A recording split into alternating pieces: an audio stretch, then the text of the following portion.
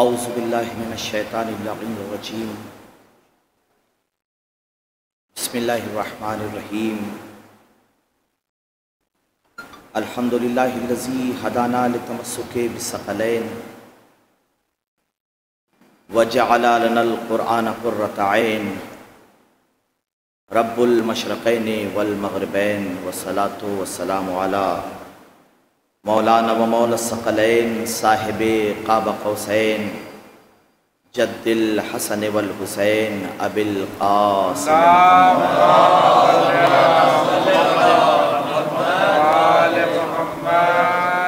وآلہ الاطیبین الاطہرین المعصومین اما بعد فقد قال اللہ تبارک و تعالی فی کتابہ المحکم وخطابہ المستحکم وقولہ الاحکم بسم اللہ الرحمن الرحیم ادعو الی سبیل ربک بالحکمت والموعظۃ الحسنۃ وجادلہم باللتی ہی احسن صلوات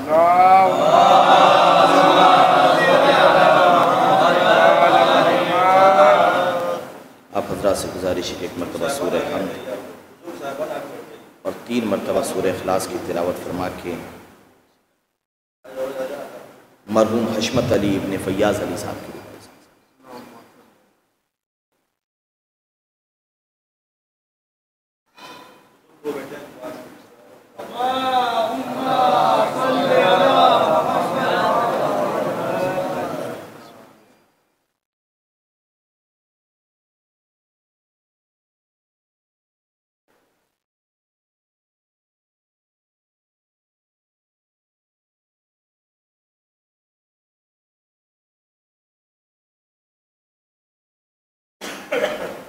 سامعین محترم،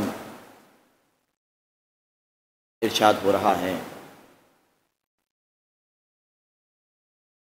اے میرے رسول دعوت دیجئے، بلائیے اپنے رب کے راستے کی طرف حکمت کے ذریعے، وزڈم کے ذریعے۔ اسلام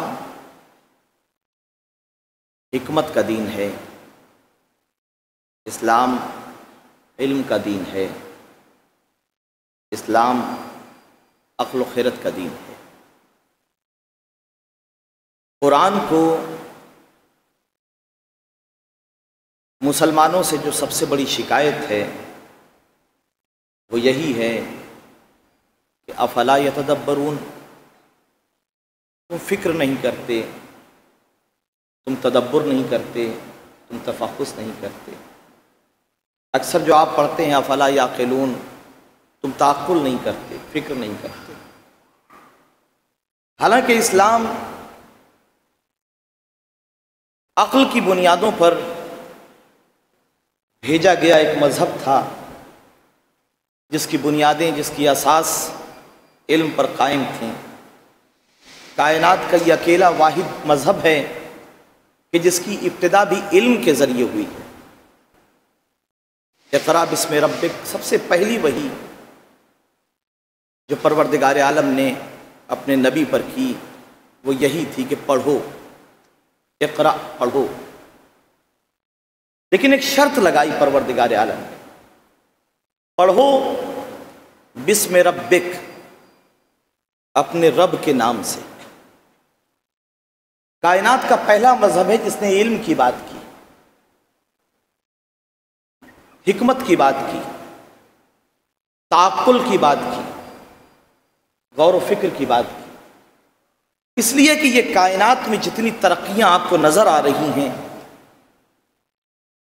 یہ سب غور و فکر کا نتیجہ ہیں، یہ سب علم و دانش کا نتیجہ ہیں۔ جیسے جیسے انسان ترقی کرتا گیا صرف اور صرف فکر کی بنیاد پر۔ اگر یہ فکر نہ ہوتی تو انسان آگے نہیں بڑھ سکتا تھا۔ زمانے سے سیب بلندی سے جب گرتا تھا تو پستی کی طرف آتا تھا۔ ہمیشہ ہر گرنے والی چیز پستی ہی کی طرف آتی تھی، یہ کوئی نئی بات نہیں تھی۔ مگر جب آئزیک نیوٹن نے ایک گرتے ہوئے سیب کو دیکھا تو اس نے سب سے پہلے سوچا، سب سے پہلے اس نے فکر کی، اور اسی فکر کی بنیاد پر نہ جانے کتنی ترقیاں ہوئیں۔ چیزیں وہی ہیں جو اسلام ہم سے شکایت کر رہا ہے کہ تم تفکر نہیں کرتے، تم تدبر نہیں کرتے، تم فکر نہیں کرتے۔ اقرا بسم ربک، کوئی کہہ سکتا ہے آج دنیا میں جتنی بھی ترقیاں دکھائی دے رہی ہیں علم کی بنیاد پہ دکھائی دے رہی ہیں۔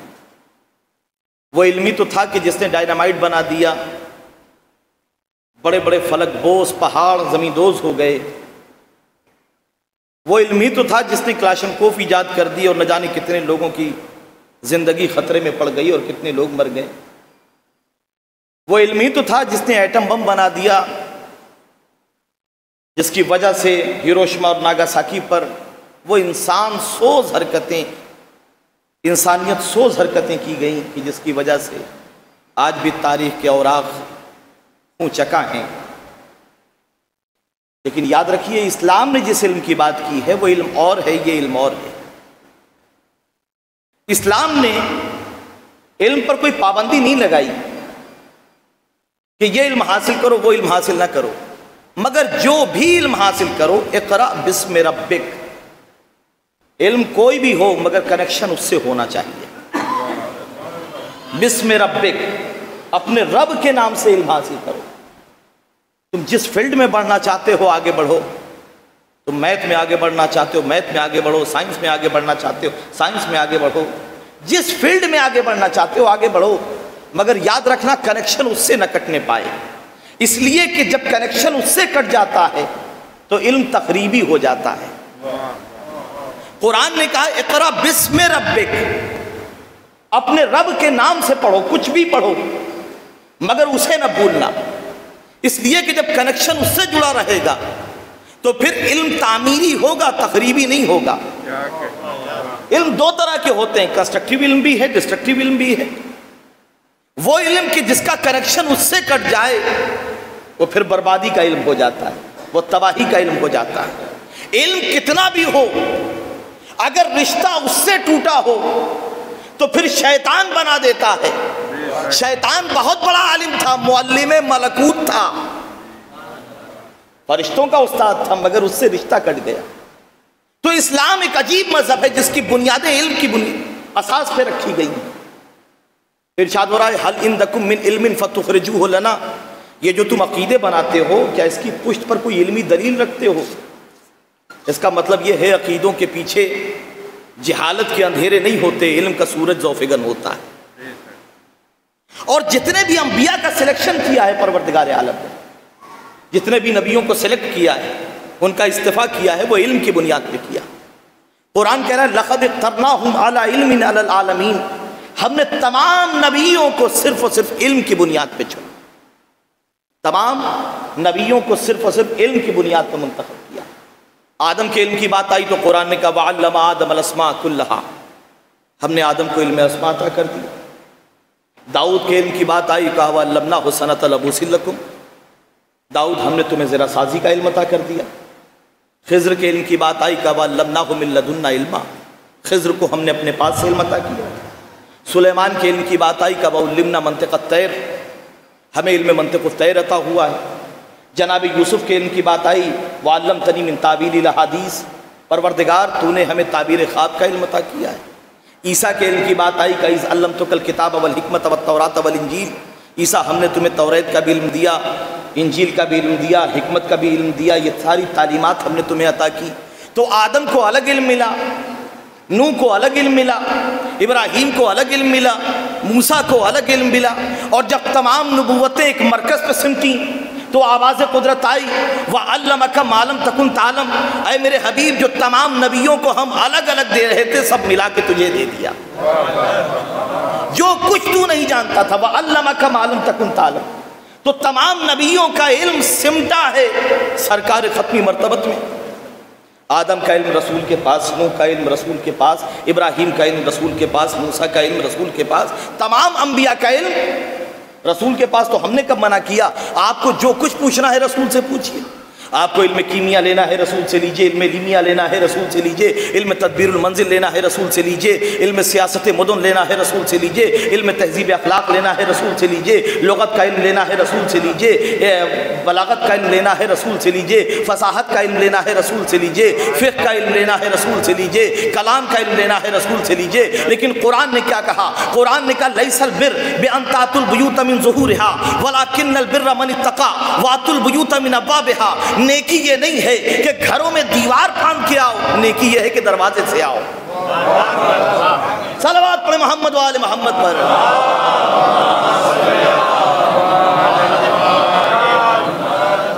خلافتیں ملی علم کی بنیاد پر، نبوتیں ملی علم کی بنیاد پر۔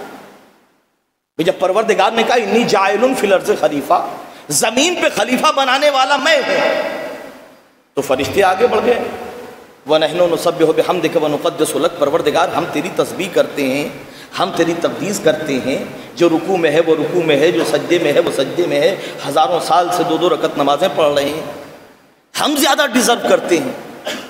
اگر تجھے خلیفہ بنانا ہے زمین پر تو پروردگار ہمیں بنا دے۔ بڑی توجہ کیجیے گا، فرشتوں نے ایک کمپٹیشن کریٹ کر دیا نا کہ ہم بہتر ہیں، ہم زیادہ ڈیزرو کرتے ہیں، اور پروردگار نے کیا کہا انی جاعل فی الارض خلیفہ، زمین پہ خلیفہ بنانے والا میں ہوں۔ روز ازل سے پروردگار عالم نے یہ طے کر دیا کہ زمین پہ خلیفہ بنانے والا میں ہوں۔ بھئی جاعل کا روٹ ورڈ ہے جعل، اسے غور سے سنیے گا۔ جعل کہتے ہیں بنانے کو، عربی میں جعل کہتے ہیں بنانے کو۔ ایک چیز سے آپ بہت آشنا ہیں، سب آج کے زمانے میں ہر چیز جعلی ہو جاتی ہے، سرٹیفکیٹ جعلی ہیں، ڈگریاں جعلی ہیں، نوٹ جعلی ہیں، چیک جعلی ہیں۔ کیا صاحب جعلی کا کیا مطلب؟ ہمارے سامنے ایک 500 کی نوٹ آئی، ہم نے دیکھا، دونوں کو برابر ناپا، بالکل صحیح، اس کا بھی کلر گرین ہے، اس کا بھی کلر گرین ہے، اس پہ بھی گاندھی جی بنے ہوئے ہیں، اس پہ بھی گاندھی جی بنے ہوئے ہیں، اس پہ بھی مسکرا رہے ہیں، اس پہ بھی مسکرا رہے ہیں۔ ہم نے کہا صاحب ایک جیسا تو ہے، کہنے لگے ایک جیسا ہے مگر مولانا یہ اصلی ہے یہ نقلی ہے، یہ اصلی ہے یہ جعلی ہے۔ ہم نے کہا یہ جعلی کیسے ہے؟ ہر چیز تو بالکل ویسی ہی ہے، اس پہ بھی 500 لکھا ہے، اس پہ بھی 500 لکھا ہوا ہے، اس کا بھی رنگ وہی ہے، سائز بھی دیکھ لیجئے بالکل ویسے ہی ہے، کاغذ بھی تقریباً ملتا جلتا ہے، کیسے پتہ چلے گا؟ کہا صاحب ایک جیسا ہو مگر یہ اصلی ہے یہ جعلی ہے۔ ہم نے کہا کیوں؟ کہنے لگے وجہ یہ ہے کہ یہ جو بنایا ہے یہ ریزرو بینک نے بنایا ہے۔ بڑی توجہ کیجیے، اس نوٹ کو ریزرو بینک نے بنایا ہے اور اسے عام پبلک نے بنایا ہے، تو جعلی ہے۔ ہم نے کہا تو مسئلہ کیا ہوا، کوئی بھی بنا سکتا ہے؟ کہنے لگے صاحب نہیں، ریزرو بینک کے پاس اتھارٹی ہے، جس کے پاس اتھارٹی ہوتی ہے جب وہ بناتا ہے تو اصلی ہوتا ہے، جب پبلک بناتی ہے تو جعلی ہوتا ہے۔ قدرت نے کہا انی جاعل فی الارض خلیفہ، زمین پہ خلیفہ بنانے کی اتھارٹی ہماری ہے۔ جب اللہ بنائے گا تو اصلی ہوگا، پبلک بنائے گی تو جعلی ہوگا۔ صلوات پڑھیں محمد وآل محمد پر۔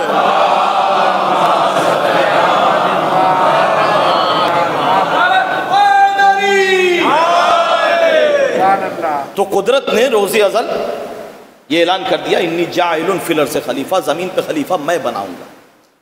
فرشتوں میں ہلچل مچ گئی کہ پروردگار ہم تیری تسبیح کرتے ہیں، ہم تیری تقدیس کرتے ہیں، ہمیں سلیکٹ کر لے، ہم زیادہ ڈیزرو کرتے ہیں۔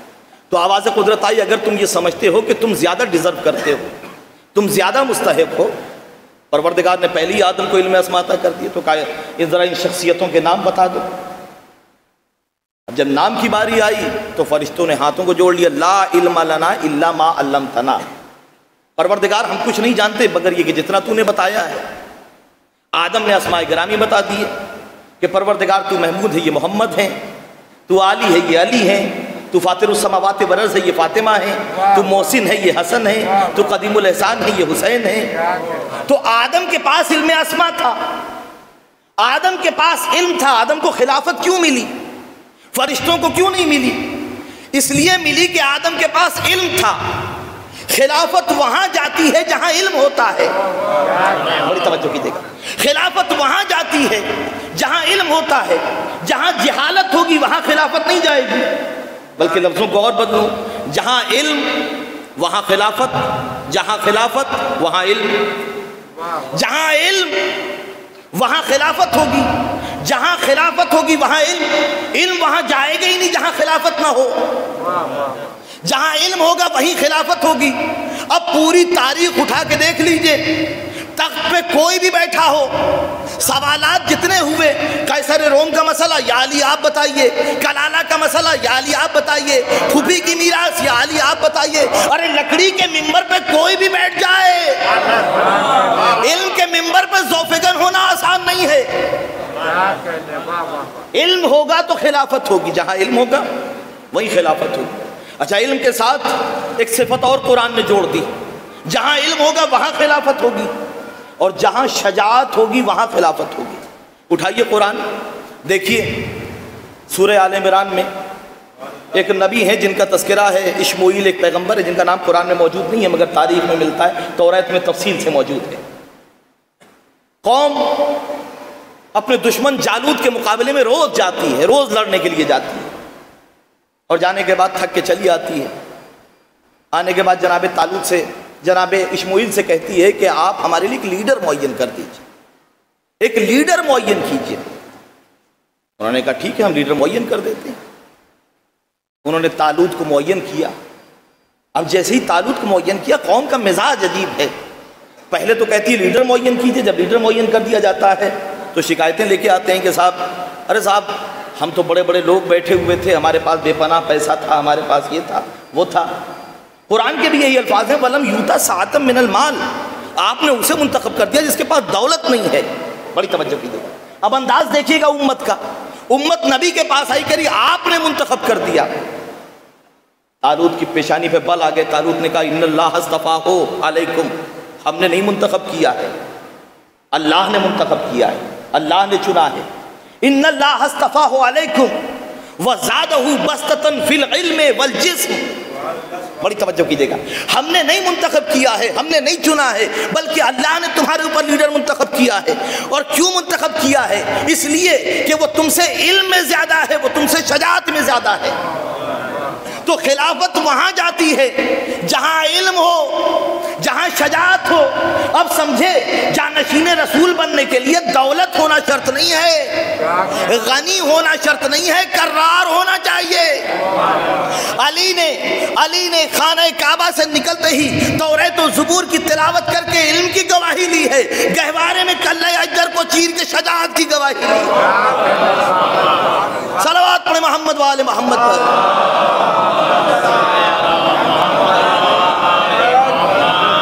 علم وہ ہتھیار ہے، جب علم آ جاتا ہے انسان کے پاس، علم ایک ایسا ہتھیار ہے جس سے بڑی بڑی طاقتیں کانپتی ہیں، لرزتی ہیں، ڈرتی ہیں۔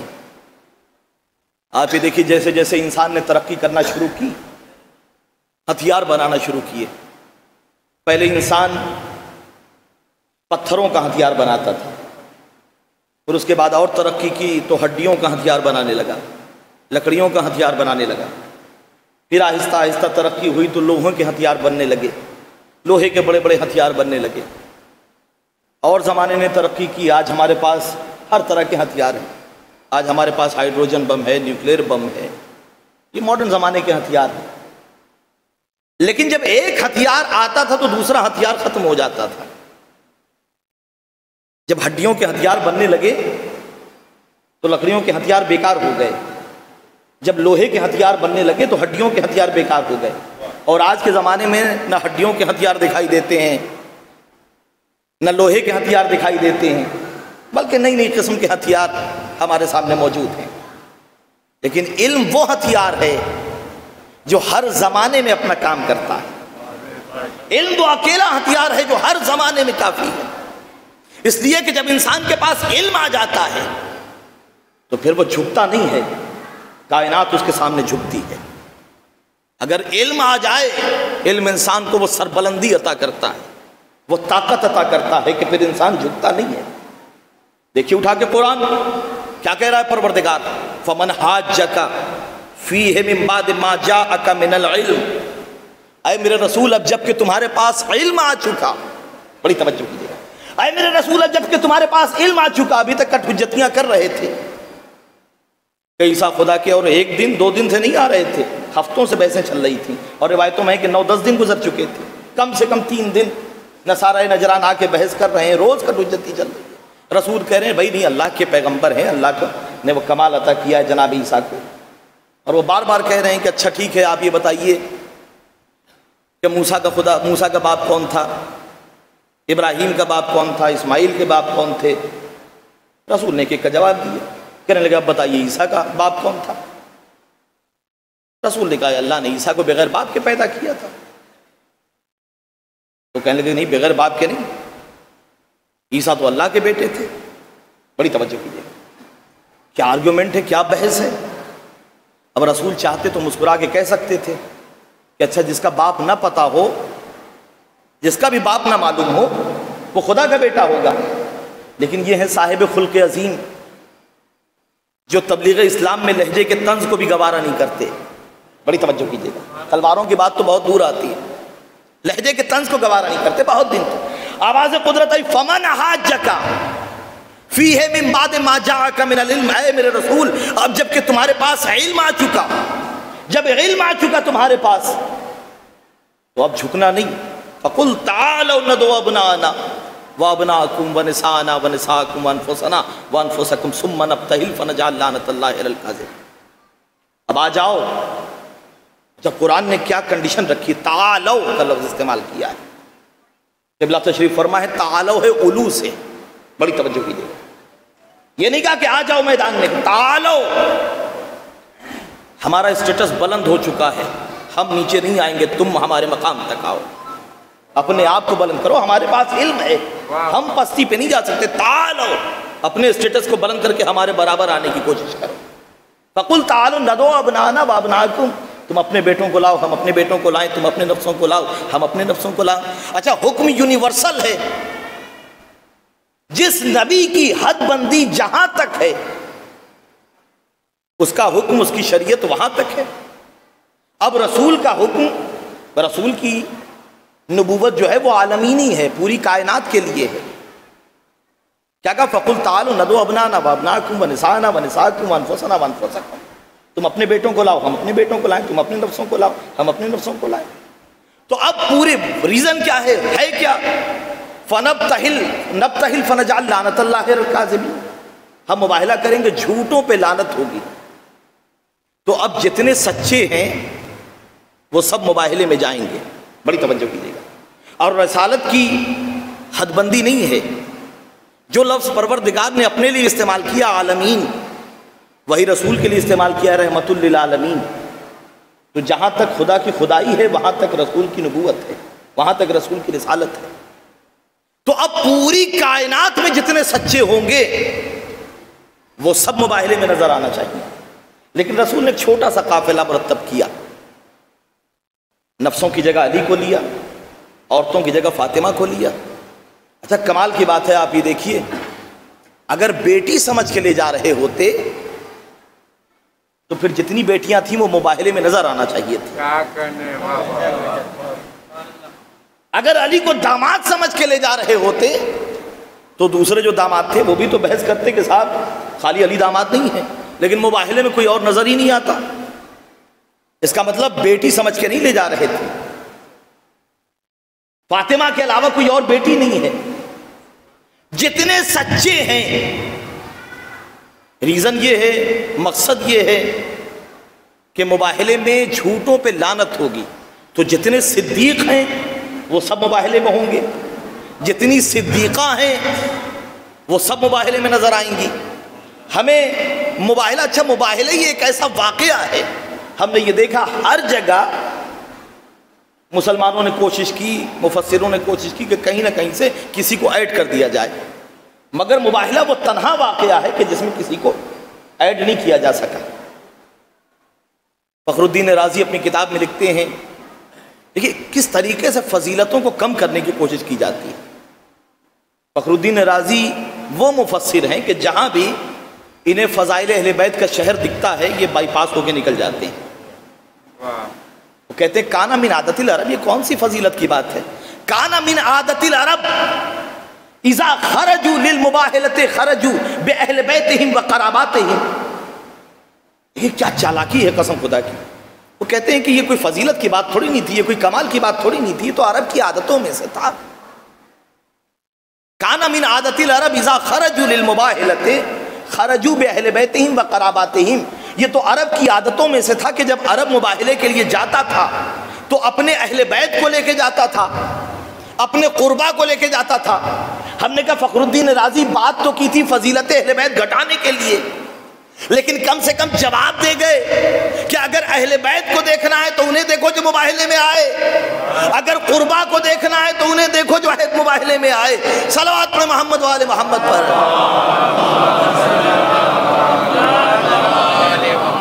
تو جتنے صدیق ہیں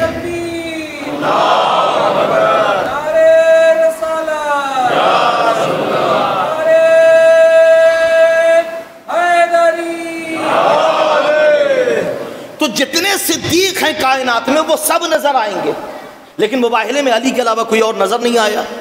جتنی صدیقہ ہیں وہ سب نظر آئیں گی. اب رسول نے پورے عالم میں تلاش کرنا شروع کیا. کتنے صدیق ہیں؟ پورے عالم سے 4 نکلے، پورے عالم سے 1 نکلا. ابو طالب کے گھر سے 4 نکلے. جتنے سچے تھے وہ سب آ گئے. اور کمال کی بات ہے ہم نے دیکھا تاریخ میں بہت سے صدیق پھر نظر آئے، بہت سی صدیقائیں نظر آئیں. سمجھ میں آیا نہیں کہ یہ القاب، یہ ٹائٹلز کہاں سے بٹے. روپ کماری نے اپنے ایک شعر میں بہت پہلے کہہ دیا تھا، مچی تھی لوٹ محمد کے جب گھرانے میں، یہ سارے نام بٹے ہیں اسی زمانے میں. صلوات پڑھے محمد والے محمد پر.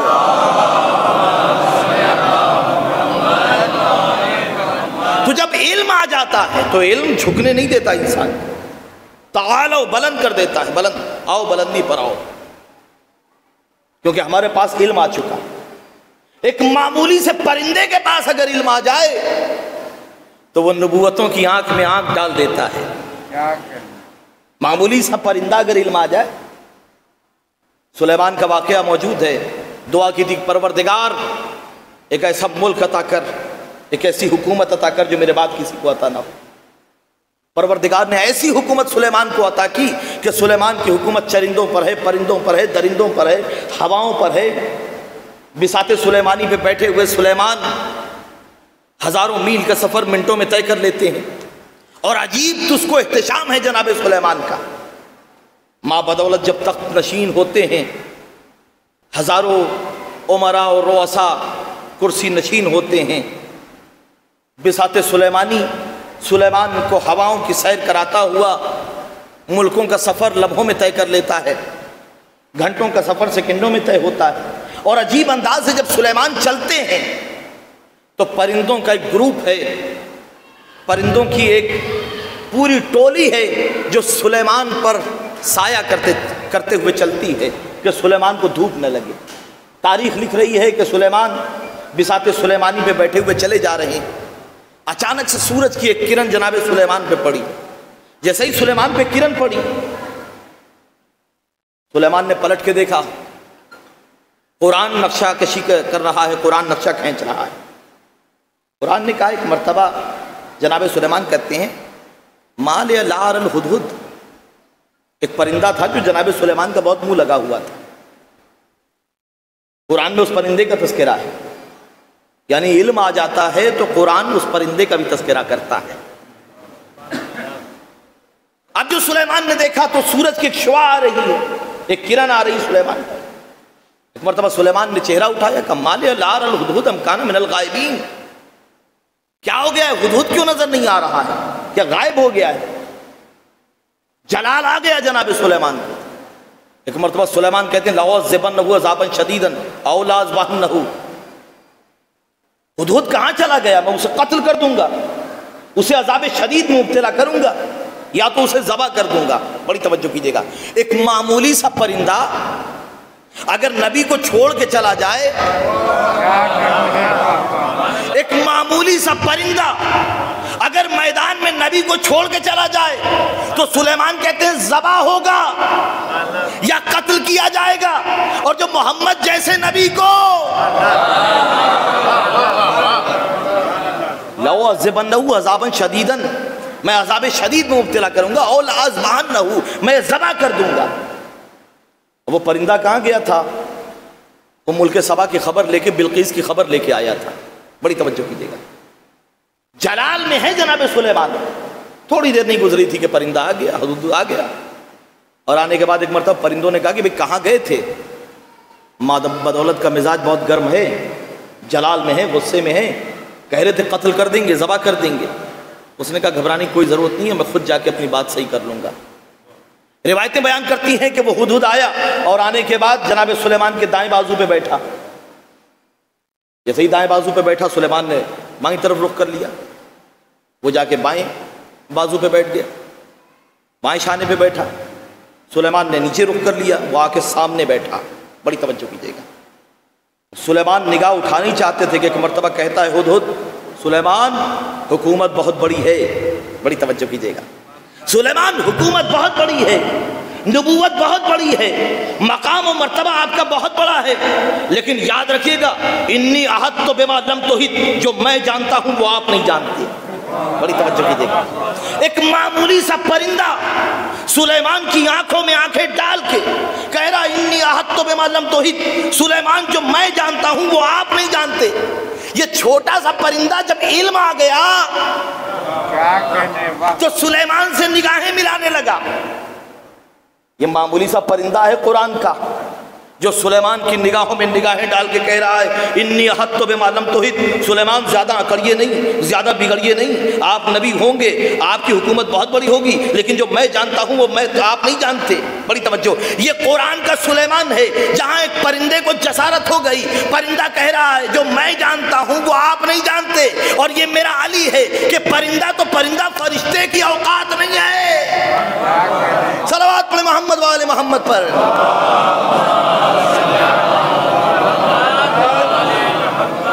جب علم آ جاتا ہے تو معمولی سا پرندہ، اسلام نے کہا علم حاصل کرو، جینڈر کی کوئی قید نہیں ہے۔ عجیب مذہب، انشاءاللہ گفتگو ہوگی کبھی۔ جب علم آ جاتا ہے تو پھر انسان جھکتا نہیں ہے۔ سلیمان ایک معمولی سا پرندہ کہہ رہا انی احطت بما لم تحط، جو میں جانتا ہوں وہ تم نہیں جانتے۔ توش ہوا پہ سلیمان چلے جا رہے ہیں، قرآن نے واقعہ لکھا، وادی نمل کا تذکرہ ہے، چونٹیاں اپنے بلوں سے باہر نکل رہی ہیں۔ سردار نے کہا جلدی جلدی گھس جاؤ، سلیمان کا لشکر آ رہا ہے، کہیں تمہیں قتل نہ کر دے، کہیں برباد نہ کر دے، کہیں کچل نہ ڈالے، کہیں خاتمہ نہ کر دے۔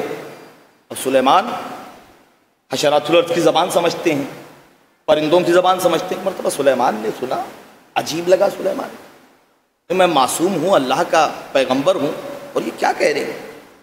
نیچے اترے سلیمان، سردار کو ہاتھ پہ اٹھایا۔ بڑی توجہ کیجیے گا، عجیب مرحلہ ہے۔ تاریخ میں لکھا ہزاروں چونٹیاں تھیں، مگر سلیمان نے کسی اور کو نہیں اٹھایا۔ بڑی توجہ کیجیے گا، سلیمان نے کسی اور کو نہیں اٹھایا۔ یہ لاکھوں چونٹیوں میں سلیمان نے پہچانا کیسے کہ سردار کون ہے؟ بھئی اس لیے کہ نبیوں کی سنت ہے، جب بھی نبی مجمع سے اٹھاتا ہے تو سردار کو اٹھاتا ہے۔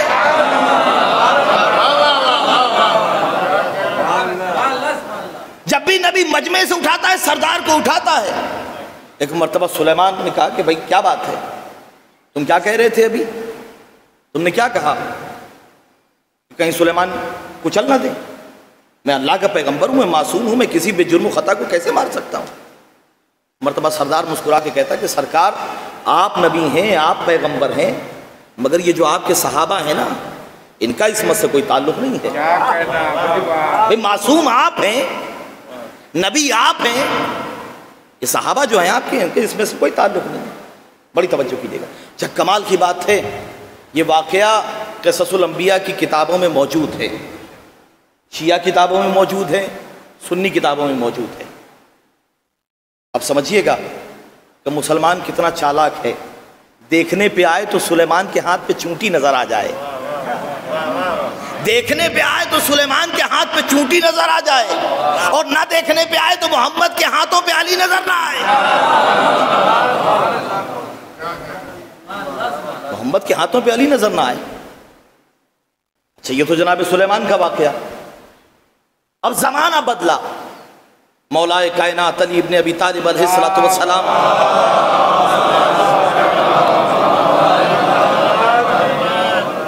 اپنے ایک صحابی کے ساتھ واقعہ دو صحابیوں کے ساتھ ہے، سلمان کے ساتھ بھی مرحوم ہوا ہے اور جناب قمبر کے ساتھ بھی مرحوم ہوا ہے، جو بھی تھے۔ جناب سلمان جا رہے ہیں مولا کائنات کے ساتھ، وادی نم سے گزر ہوا، مولا نے کہا کہ سلمان یہ وہی وادی ہے، یہ وادی وہی وادی ہے کہ جہاں پروردگار عالم نے قرآن میں جس کا تذکرہ کیا ہے، اور جناب سلیمان نے یہاں پر چونٹی کے سردار سے گفتگو کی تھی۔ مرتبہ سلمان نے کہا اچھا مولا یہ وہی وادی کہاں، یہ وہی جگہ ہے جہاں جناب سلیمان نے سردار سے گفتگو کی تھی۔ مرتبہ جناب سلمان نے کہا کاش، علی نے پوچھا کہ سلمان یہ کاش کیوں کہا؟ سلمان نے کہا نہیں مولا بس یوں ہی۔ علی نے کہا نہیں سلمان بتاؤ کیا کہا، یہ کاش کیوں کہا؟ کہ سرکار دل میں یہ خواہش پیدا ہوئی کاش پروردگار مجھے بھی وہ طاقت عطا کرتا کہ میں بھی چونٹیوں کی گفتگو سن سکتا، تو میں دیکھتا کہ یہ کیا کہہ رہی ہیں۔ بڑی توجہ کیجیے گا۔ علی نے مسکرا کے کہا سلمان جب علی کے ساتھ چلا کرو تو کاش نہ کہا کرو۔ ایک مرتبہ علی نے سر پہ ہاتھ پھیرا، اب سلمان نے جو سننا شروع کیا تو کیا سنا؟ چونٹیوں کا سردار کہہ رہا جلدی جلدی باہر نکلو، جلدی جلدی باہر نکلو۔ ارے رسول کا جانشین آ رہا ہے، شاہ انما آ رہا ہے، شاہ خلکفہ آ رہا ہے، فاتح خیبر آ رہا ہے، فاطمہ کا ہمسر آ رہا ہے، شافع محشر آ رہا ہے، بزم انما شاہ انما آ رہا ہے، شاہ خلکفہ آ رہا ہے، آب ایقاں آ رہا ہے، باب زو آ رہا ہے، تاب فلک آ رہا ہے، داب زمیں آ رہا ہے، اوج بام دل نوازی آ رہا ہے، موج بحر التفات آ رہا ہے۔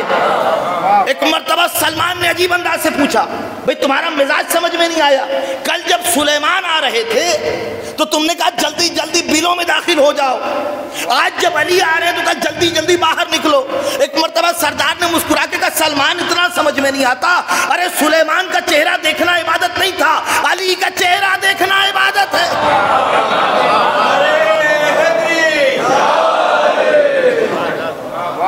تو جب علم آ جاتا ہے، جب علم آ جاتا ہے تو انسان پھر جھکتا نہیں ہے۔ تاریخ میں لائیے کوئی ایسی شخصیت، میں اکثر اپنے جوانوں سے کہا کرتا ہوں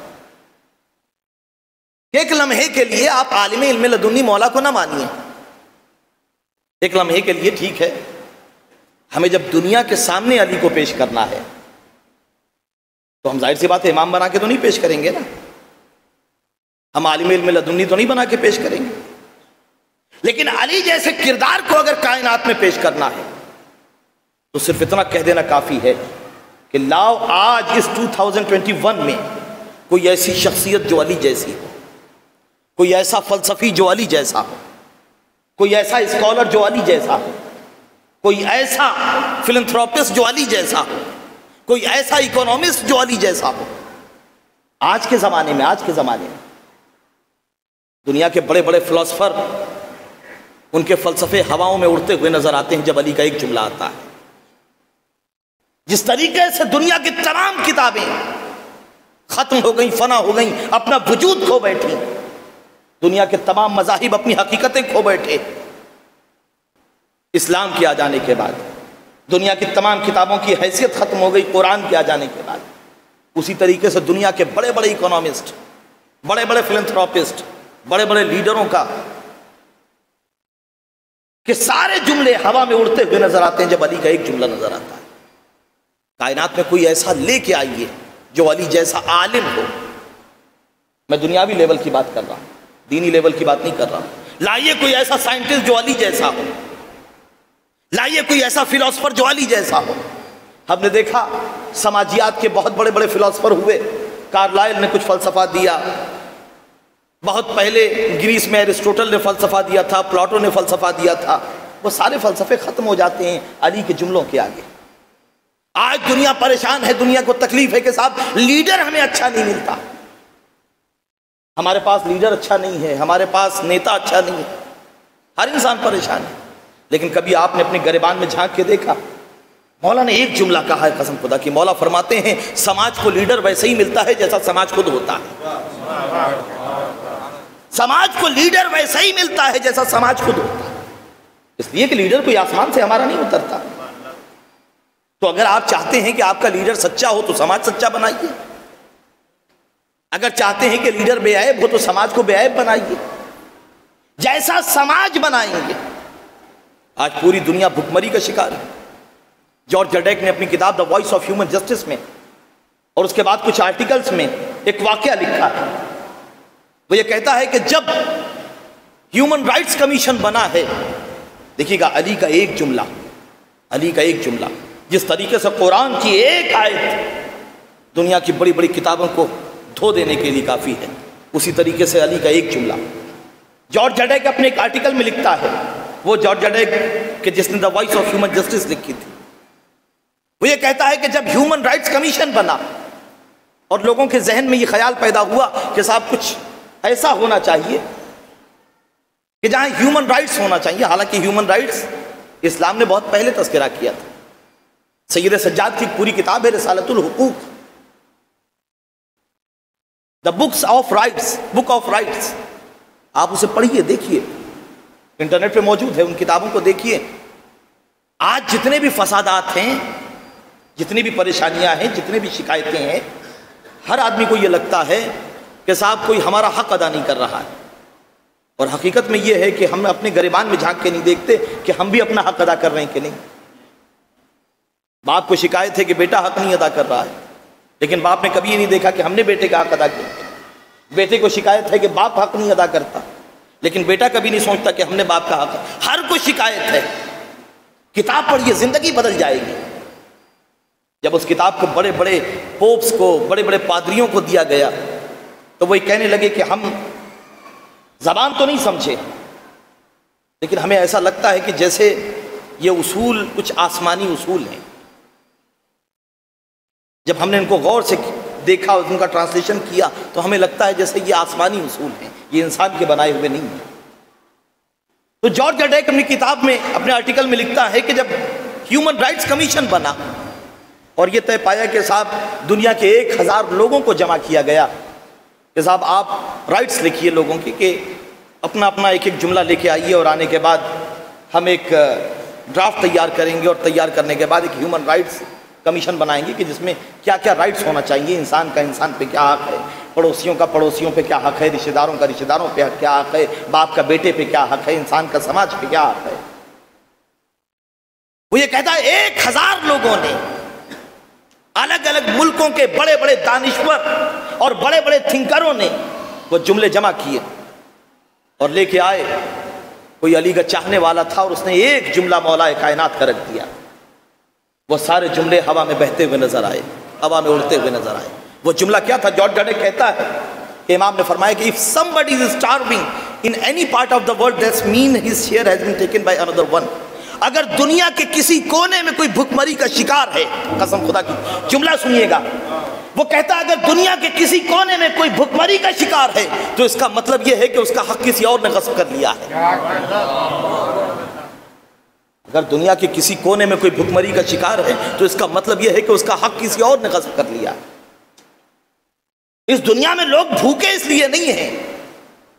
کسی فلاسفر کا جملہ ہے، وہ یہ کہتا ہے اس دنیا میں لوگ بھوکے اس لیے نہیں ہیں کہ ہر پیٹ تک، ہر دہن تک، ہر شکم تک رزق نہیں پہنچ سکتا، بلکہ بھوکے اس لیے ہیں کہ کچھ لوگوں کے پیٹ کو بھرا نہیں جا سکتا.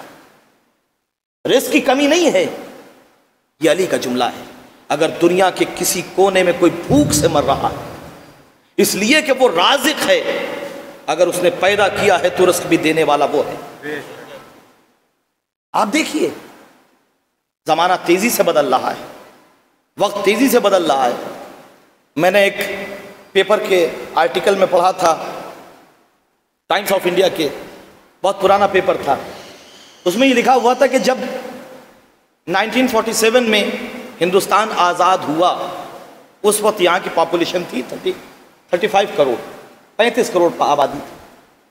اس وقت کے جو اکانومسٹ تھے، جو سوشلسٹ تھے، وہ لوگ اسی وقت سے چلا رہے تھے کہ پاپولیشن بہت زیادہ ہے، پاپولیشن بہت زیادہ ہے، ہم سب کو ایکوموڈیٹ نہیں کر سکتے، ہم سب کو فیڈ نہیں کر سکتے، ہم سب کو کھانا نہیں کھلا سکتے. پاپولیشن بڑھتی جا رہی. اس زمانے میں پاپولیشن تھی 35 کروڑ. آج ماشاءاللہ سے آپ بہتر سمجھتے ہیں کہ کتنی پاپولیشن ہو چکی ہے. مگر انصاف سے بتائیے کہ رزق گھٹا ہے یا رزق بڑھا ہے؟ رزق گھٹا ہے. رزق کے وسائل گھٹے ہیں یا رزق کے وسائل بڑھے ہیں؟ تو اگر تمہاری حیثیت ہوتی کہ تم دنیا کو رزق دے سکتے ہو تو تم نہ جانے کب کا بھوکا مار دیتے. جو 35 کروڑ کو دے رہا تھا، میں صرف ہندوستان کی بات کر رہا ہوں، آج ورلڈ کی پاپولیشن 7 بلین سے اوپر ہے، 8 بلین کے قریب پہنچ رہی ہے. رزق کم نہیں ہے. اکونومسٹ نے کہا کہ اصل میں لوگ زیادہ ہیں. بڑی توجہ کیجئے. اکونومسٹ نے کہا کہ لوگ زیادہ ہیں، رزق کے وسائل کم ہیں، لوگ بڑھتے چلے جا رہے ہیں. مالتھس ایک فلسفر ہے، اس نے ایک تھیوری پیش کی ہے، جوان جانتے ہیں، تھیوری آف پاپولیشن. وہ یہ کہتا ہے کہ صاحب اصل میں رزق کے وسائل جو ہیں وہ اکائیوں میں بڑھتے ہیں اور پاپولیشن ملٹی پلائی ہوتی ہے. وسائل رزق کی اکائیوں میں بڑھتے ہیں اور پاپولیشن ملٹی پلائی ہوتی ہے. مطلب کیسے؟ بھائی رزق کے وسائل، ایک کھیت میں ایک کسان نے محنت کی، 10 کوئنٹل گیہوں ہوا، اس نے اگلے سال اور محنت کی، 11 کوئنٹل ہوا، پھر اور محنت کی، 12 کوئنٹل ہوا، یعنی اکائیوں میں بڑھ رہے ہیں. 10 سے 11 ہوئے، 11 سے 12، 12 سے 13، 13 سے 14، 14 سے 15. رزق کے وسائل اکائیوں میں بڑھتے ہیں مگر پاپولیشن ملٹی پلائی ہوتی ہے. مثال کے طور پر آپ کے دادا کے 2 بیٹے، ان 2 بیٹوں کے 2 بیٹے، پھر ان میں سے ہر ایک کے 2 بیٹے، یہ ہوتا ہے ملٹی پلائی. اس طریقے سے پاپولیشن ملٹی پلائی ہوتی ہے. پاپولیشن ایسے نہیں بڑھتی کہ 10 تھے 11 ہو گئے، 12 ہو گئے، 13 ہو گئے. پاپولیشن بڑھتی 8 سے 16، 16 سے 32، 32 سے 64، 64 سے 128، 128 سے 256، اس طریقے سے ملٹی پلائی ہوتی ہے. تو وہ کہتا ہے رزق کے وسائل اکائیوں میں بڑھتے ہیں، پاپولیشن ملٹی پلائی ہوتی ہے، لہذا بیلنس نہیں بنایا جا سکتا. رزق کے وسائل اکائیوں میں بڑھ رہے ہیں، پاپولیشن بہت تیزی سے ملٹی پلائی ہو رہی ہے، لہذا بیلنس نہیں کیا جا سکتا رزق اور پاپولیشن کے درمیان. تو اکونومسٹ نے کہا کہ اصل میں لوگ بہت زیادہ ہیں، رزق بہت کم ہے. بڑی توجہ کیجیے گا، رزق کم ہے، لوگ زیادہ ہیں. لیکن قرآن نے کیا کہا؟ قرآن نے کہا وَقَدَّرَ أَقْوَاتَهَا فِي 4 أَيَّامٍ، قیامت تک آنے والی نسلوں کا رزق ہم نے 4 دن میں مہیا کر دیا. بڑی توجہ کیجیے گا، وَقَدَّرَ أَقْوَاتَهَا فِي 4 أَيَّامٍ، آنے والی قیامت تک کی نسلوں کا رزق ہم نے 4 دنوں میں مہیا کر دیا. یعنی اکونومسٹ نے کہا کہ لوگ زیادہ ہیں، نعمتیں کم ہیں. قدرت نے کہا تم کم ہو، ہماری نعمتیں بہت زیادہ ہیں. صلوات پڑھیں محمد و آل محمد پر.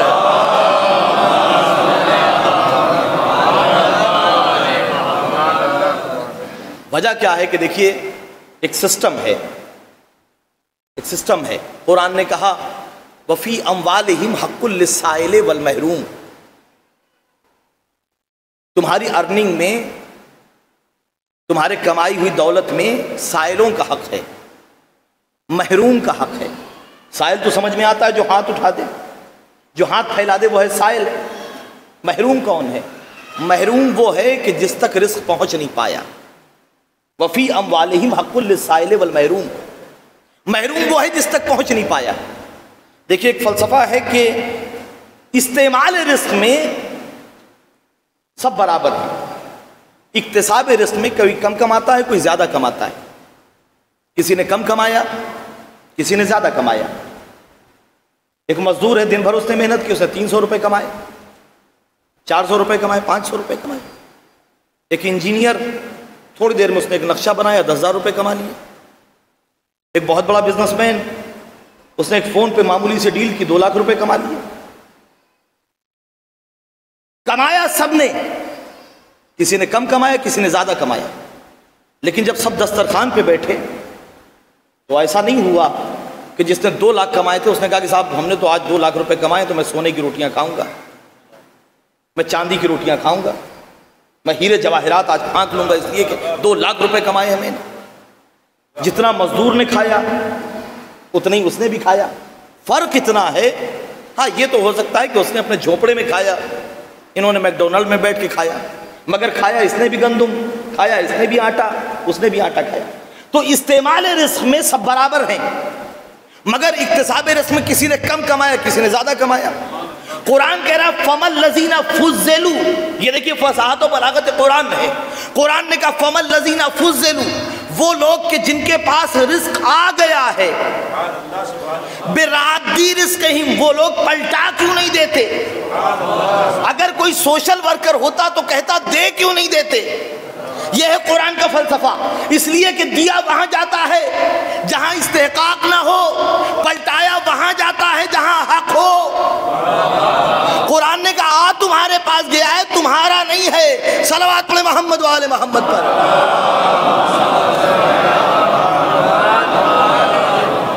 فَمَا الَّذِينَ فُضِّلُوا بِرَادِّ رِزْقِهِمْ، وہ لوگ کہ جن کے پاس رزق زیادہ آ گیا ہے وہ پلٹا کیوں نہیں دیتے؟ قرآن نے یہ نہیں کہا کہ تم دے دو. ہم وہ تو احسان دیکھتے ہیں، اگر کسی نے کسی کو 10 روپے دے دیے تو اس کا احسان مانتے ہیں، لیکن لینے والے کا احسان کسی کو نہیں دکھائی دیتا کہ اس نے لے کے آپ کو سبکدوش کر دیا.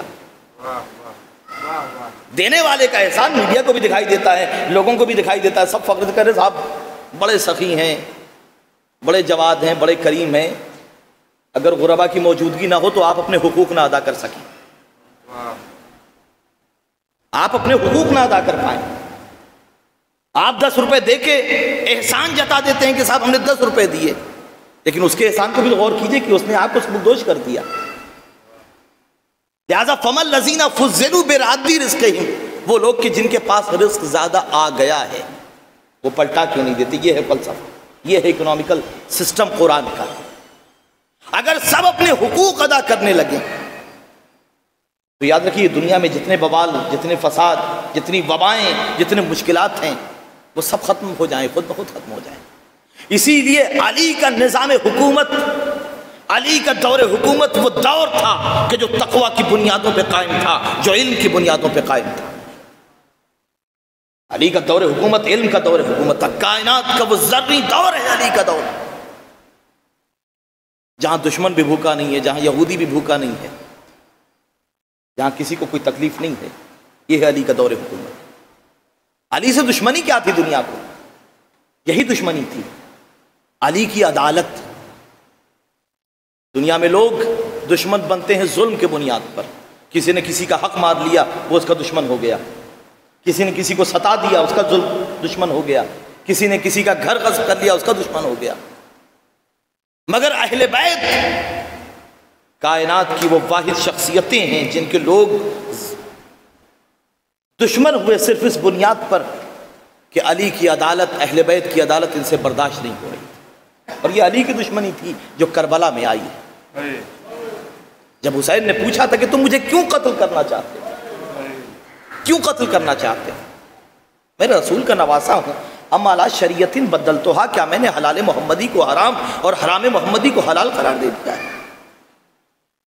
ام علی نفس قتلتھا، کیا میں نے کسی کو قتل کر دیا جس کے بدلے میں تم خون بہا لینا چاہتے ہو، قتل کرنا چاہتے ہو؟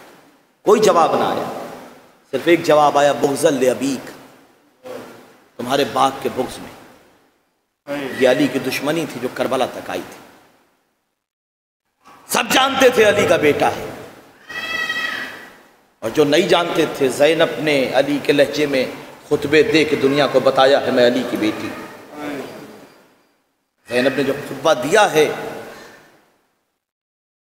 نبی کا ایک صحابی کہہ رہا کیا قیامت آ گئی؟ کیا ہوا؟ کیا قیامت آ گئی بتاؤ؟ علی بول رہے ہیں، یہ علی نہیں، علی کی بیٹی ہے جو علی کے لہجے میں خطبہ دے رہی، علی کے لہجے میں خطبہ دے رہی. ارباب ازا، کربلا احساسات کا نام ہے. تصور کیجئے کریں، یہ وہی تو کوفہ ہے کہ جہاں شہزادی زینب شہزادی بن کے آئی تھی. تاریخ لکھتی ہے کہ جب مولائے کائنات نے کوفے کو دارالحکومت بنایا تھا، مدینے سے گھر والوں کا اہل بیت کا قافلہ آ گیا ہے. دن کے وقت قافلے کو شہر پناہ کی دیواروں سے دور رکھا گیا. علی کی بیٹیاں رات کے اندھیرے میں آئیں گی. روایتیں بیان کرتی ہیں اعلان ہوا تھا پورے کوفے میں، کوفے والوں رات میں کوئی اپنے گھر سے باہر نہ نکلے، علی کی بیٹیاں اپنے گھر میں جائیں گی. روایتیں بیان کرتی ہیں کوفے میں جب مولائے کائنات آ گئے ہیں تو کچھ لوگ آئے اور ہاتھ جوڑ کے کہتے ہیں یا علی، ہم چاہتے ہیں ہم اپنی عورتوں کو آپ کی بیٹی کے پاس بھیجنا چاہتے ہیں تاکہ وہ کچھ قرآن و شریعت سیکھ سکیں، دین سیکھ سکیں۔ مولا کائنات نے کسی کو معین کیا تھا کہ جاؤ ان کا شجرہ نسب معلوم کرو، ان کا حسب معلوم کرو، ان کا کردار معلوم کرو، اس لیے کہ علی کی بیٹی عورتوں کے سامنے بھی ایسے نہیں آ سکتی۔ یہ ہے علی کی بیٹی، اور روایتیں بیان کرتی ہیں کہ جب علی کی بیٹی کوفے میں داخل ہوئی ہے، ارباب اعضاء یہ جملہ بہت دل کو دکھا دینے کے لیے کافی ہے اگر آپ غور سے سنیں۔ روایتیں بیان کرتی ہیں کہ ایک مرتبہ زینب نے کہا سید سجاد سے ایو مدینۃ ھذہ، سید سجاد یہ کون سا شہر آ گیا، سید سجاد یہ کون سا شہر آ گیا؟ تو ایک مرتبہ سید سجاد نے کہا پھوپھی اماں یہ کوفہ ہے۔ بھئی سمجھ میں نہیں آیا، یہ وہی جگہ ہے نا جہاں شہزادی زینب شہزادی بن کے آئی تھی۔ تو تاریخ جاننے والے لکھتے ہیں بات دراصل یہ ہے زینب نے کوفے کو کبھی باہر سے نہیں دیکھا تھا، زینب نے کوفے کو کبھی باہر سے نہیں دیکھا تھا۔ آج زینب اسی کوفے میں ہاتھوں میں رسمان ظلم بدی ہوئی ہے، سر پہ ردا نہیں ہے۔ سید سجاد ہاتھوں میں ہتھکڑیاں ہیں، پاؤں میں بیڑیاں ہیں، گلے میں خاردار طوق ہے۔ اور باب اعضاء پتہ ہے آپ کو عرب میں جب کسی کو ذلیل کرنا ہوتا تھا تو اس کا سر نوکے نیزہ پہ بلند کیا جاتا تھا، اس کا سر نوکے نیزہ پہ بلند کیا جاتا تھا۔ جب کوفے میں یہ قافلہ داخل ہوا ہے اور ایک مرتبہ حبیب کے بیٹے نے اپنے بابا کے سر کو نوکے نیزہ پہ دیکھا ہے، برداشت نہ کر سکا، تلوار کو نکالا اور نکالنے کے بعد کہا تمہاری اتنی جرأت بیٹے کی موجودگی میں باپ کے سر کو نوکے نیزہ پہ سوار کر دو۔ ایک مرتبہ تلوار نکالی ہے اور حملہ کرنا شروع کیا۔ سید سجاد نے ہتھکڑیوں کا سنبھالا، بیڑیوں کا سنبھالا اور کہا حبیب کے بیٹے خوشا نصیب، ارے کم سے کم اپنے باپ کا بدلہ لینے کے لیے۔ آج سید سجاد اتنا مظلوم ہو گیا جس کے ہاتھوں میں ہتھکڑیاں، پاؤں میں بیڑیاں، گلے میں خاردار طوق ہے، اور ارباب اعضاء کشاں کشاں پھراتے ہوئے ایک مرتبہ دربار ابن زیاد میں لایا گیا۔ دربار ابن زیاد میں لانے کے بعد منادی ندا دے رہا ہے حاذہ زینب، حاذہ ام کلثوم، یہ زینب ہیں، یہ ام کلثوم ہیں، یہ رباب ہیں، یہ ام فروا ہیں۔ ارباب اعضاء تاریخ لکھتی ہے ایک مرتبہ ابن زیاد کہتا ہے کاش آج کوئی علی کا چاہنے والا ہوتا، آج کوئی علی کا چاہنے والا ہوتا تو آج مزہ آتا۔ ایک مرتبہ کسی نے یاد دلایا ابن زیاد تجھے پتہ ہے ارے مختار تیری قید میں تو ہے، کیوں نہ مختار کو بلاؤ اور حسین کے سر کو دکھاؤ، دیکھو کتنا مزہ آتا ہے۔ ایک مرتبہ تاریخ لکھتی ہے ایک شخص کو بھیجا گیا قید خانے کے دروازے پر، اس نے آ کے کہا مختار تم کہاں قید میں بیٹھے ہوئے ہو، تمہیں پتہ نہیں ہے تمہارا مولا کوفہ آ گیا۔ ایک مرتبہ مختار کی تیوریوں پہ بل پڑے، مختار نے کہا خاموش، اپنی نجس زبان سے میرے آقا کا نام نہ لے، اس لیے کہ میرا آقا اگر کوفے میں آیا ہوتا تو سب سے پہلے اب مجھے آزاد کراتا۔ ایک مرتبہ مختار کو لے کے دربار ابن زیاد میں آئے، ابن زیاد کہتا ہے مختار تمہارا آقا کوفے میں آ گیا ہے۔ مختار کہتے ہیں ہو ہی نہیں سکتا، میرا آقا کوفے میں آئے اور مختار قید میں ہو۔ تاریخ لکھتی ہے ابن زیاد نے ایک مرتبہ سر سے خان ہٹایا، اب جیسے ہی حسین کے سر کو دیکھا مختار تڑپ گئے، اور تڑپنے کے بعد کہتے ہیں ابن زیاد مجھے قتل کر دے، ابن زیاد مجھے قتل کر دے، میں یہ دیکھ نہیں سکتا۔ ابن زیاد نے کہا ناممکن سی بات ہے۔ ایک مرتبہ کہتے ہیں ابن زیاد میری آنکھوں کو پھوڑ دے، اس لیے کہ یہ منظر دیکھنے کے لیے مختار زندہ نہیں رہنا چاہتا۔ روایتیں بیان کرتی ہیں وہ ابن زیاد نے کہا یہ بھی نہیں ہو سکتا۔ ایک مرتبہ یا علی کہہ کے مختار نے جو انگڑائی لی ہے زنجیریں ٹوٹی ہیں۔ ایک مرتبہ ایک شخص کی تلوار مختار نے کھینچی اور ابن زیاد کی طرف آگے بڑھے، ابن زیاد کو قتل کرنا چاہتے تھے۔ پیچھے سے سید سجاد نے کہا چچا مختار، چچا مختار صبر کا مقام ہے، چچا مختار صبر کا مقام ہے۔ ایک مرتبہ مختار پیچھے پلٹنا چاہتے تھے، مختار نے کہا سید سجاد آپ اس عالم میں کیا عباس نے وفا نہیں کی؟ ایک مرتبہ سید سجاد نے نہیں کہا نہیں مختار، ارے کربلا میں پورا کنبہ اجڑ گیا، عباس شہید ہو گئے، علی اکبر جدا ہو گئے، قاسم کے لاج کے ٹکڑے ہو گئے۔ ایک مرتبہ مختار پلٹنا چاہتے تھے، سید سجاد نے ہاتھوں کو جوڑ لیا، چچا مختار پیچھے نہ پلٹیے گا، ارے علی کی بیٹیاں زینب ام کلثوم بے مقنع و چادر ہے، ہاتھ پسے پشت بندھے ہوئے۔ سیعلم الذین ظلموا ای منقلب ینقلبون، الا لعنۃ اللہ علی القوم الظالمین۔